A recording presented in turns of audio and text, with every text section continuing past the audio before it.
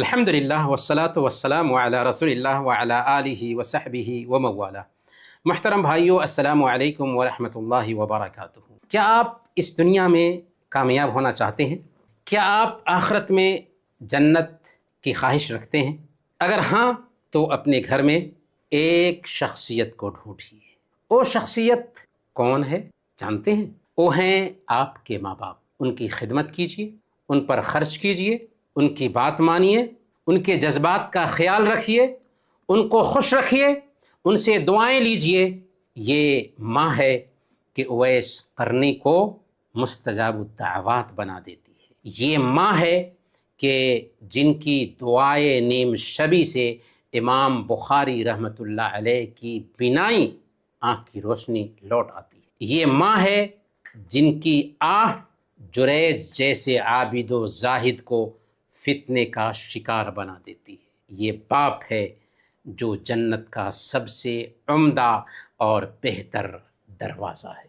مسند احمد کی روایت ہے، ایک صحابی اللہ کے نبی صلی اللہ علیہ وسلم کے پاس جہاد میں جانے کے لیے مشورہ لینے کے لیے آئے تو آپ صلی اللہ علیہ وسلم نے اس سے پوچھا، کیا تمہاری ماں زندہ ہے؟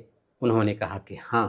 آپ نے فرمایا، فَالْزَمْهَا فَإِنَّ الْجَنَّةَ عِنْدَ رِجْلِهَا، جاؤ اور ماں کی خدمت میں لگے رہو، تمہاری جنت ان کے قدموں تلے ہے، تمہاری جنت ان کے قدموں تلے ہے۔ جبکہ دوسری طرف ہمارے حبیب نے ایسے انسان کو تین مرتبہ بدبخت کہا جو اپنے ماں باپ کو یا ان میں سے کسی ایک کو بڑھاپے میں پائے اور ان کی خدمت کر کے جنت نہ جا سکے۔ وہ بدبخت ہے۔ رحمت للعالمین نے کہا کہ وہ بدبخت ہے۔ اس لیے بھائیوں اور بہنوں، اپنے والدین کی قدر کرو، ان کے وجود کو غنیمت سمجھو۔ اگر وہ وفات پا چکے ہیں تو ان کے لیے بھی دعائیں کرو، رب ارحمہما کما ربیانی صغیرا، اور صدقات و خیرات بھی کرو۔ ان کے جن لوگوں کے ساتھ تعلقات تھے ان سے بھی رشتہ نبھاؤ۔